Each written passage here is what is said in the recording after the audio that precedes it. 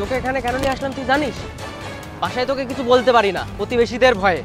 এবার এখানে কত চিল্লাবি, চিল্লা, দেখি কে তোকে এখানে বাঁচাতে আসে।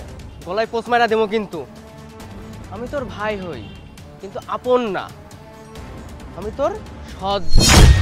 সো ভালোই ভালোই সাইনগুলা কইরা দে, নাই একদম এখানে গাড়া রাখবো না না, আমি সাইন করব না।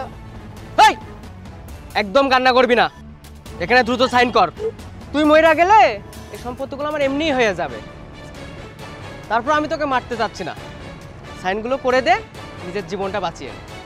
সে সাইন করবে না। আবে সালা, কে রে তুই? ফোটা কেমতে? এসআই রোহান, পুলিশকে পুলিশের কাজ করতে দে। আমি তোরে এখন হ্যান্ডকাপ পরামো। পুলিশ? এই দাঁড়া।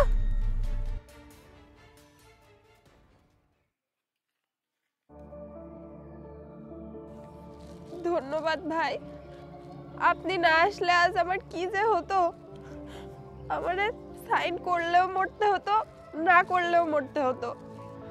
আপনি অনেক বড় উপকার করলেন আমার। এটা আমার দায়িত্ব। ভাববেন না আপনার ওই কাগজে লেখা প্রলোভন দেখে এসেছি। আসলে ওইখানে আমি আসার আগে আমার ছোট ভাই এসেছিল, তাই না? আর আপনাকেও ঠিক সেম কাজটাই করেছিলেন। তো যার কারণে আমার ছোট ভাই ওখান থেকে আপনাকে ফলো না করে আমাকে এসে বিস্তারিত বলে, আর তারপরে আমি ওখানে যাই। এই তো। আর আমি ম্যারিড, সুতরাং আমার পরনারীর উপর আসক্তিও নেই।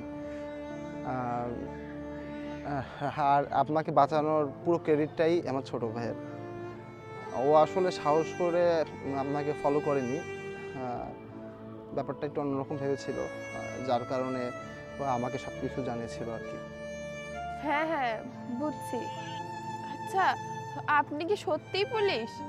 আরে না আপু, আপনাকে বাঁচানোর জন্য শুধু একটু টেকনিক খাটালাম আর কি।